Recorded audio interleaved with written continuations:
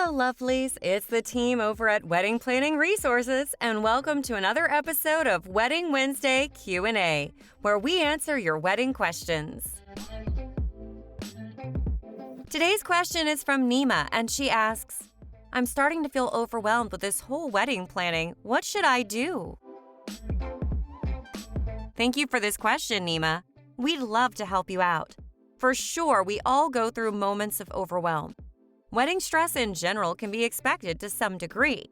Planning the wedding planning, as we always say here, will help on how not to stress about your wedding.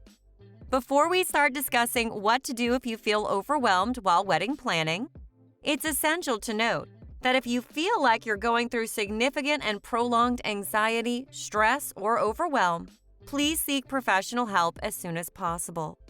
BetterHelp.com is a great place to start, where you can speak to a professional sooner than later.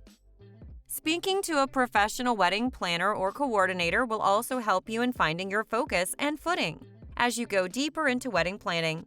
When you feel confident and clear about what you can expect, possible challenges can be more manageable. When you get to an overwhelmed state, it can be more challenging to get back down to being chill. One of the most important things to be conscious and aware of where you are at in terms of headspace and emotional state. This does not need to be a big conscious effort, but if you know you're getting your period next week, you might not want to schedule a heavy conversation or wedding-related discussions during that week when you know that your hormones are going to be extra. Another circumstance can be like when you have a big project at work that's due next week. Avoid scheduling major wedding things until that project is done to avoid extra anxious feelings. Check what you have on your plate and don't overbook or push yourself too much. Practice being gentle and kind to yourself. If you're already feeling overwhelmed, take a break and re-strategize your wedding planning approach. The following tips we're sharing can help you pause and build a toolbox that you can use as you move forward. The first tip is to rethink your strategy. Speak to your partner about how you will tackle challenges and difficulties. Have you set boundaries? Have you spoken about and decided on your non-negotiables? What's the system that you will use to organize your wedding planning? How can you and your partner ensure that both of you can hear, see, and understand each other? What are the steps that you can take? These discussions are important to have. They're important decisions to make right after getting engaged to set the tone for the rest of the wedding planning. Do you have scripts and templates ready to use as responses when you feel like you're getting pressured into something? Or maybe even when you're just not sure what to do yet. Don't take it the wrong way. Weddings don't always bring a lot of stress, but just like anything that we work on with a goal of perfection and excellence in mind, it will come with some level of stress. Imagine going to an auction. You don't go to an auction not knowing when to draw the line and walk away. It might feel sad you walked away on something or you lost something, but you know going there that there's a chance you'll lose. You are there to experience and learn. This is why when you set your non-negotiables, you keep them for yourself as your wins, making it easier for other aspects of your wedding to be up for discussion to a certain degree. It's also important to know that strategies can be modified and changed. As you take more steps into this wedding planning realm, some people in your life, or even you and your partner, might show a side that you haven't seen before, which, by the way, is understandable, especially when emotions and excitement are very high. You can reevaluate and revisit your strategy and modify them based on recent developments. Establish strict pauses and breaks for wedding tasks and follow through with them to keep your peace. Set aside only 2 hours daily, 3 evenings a week for wedding planning, for example.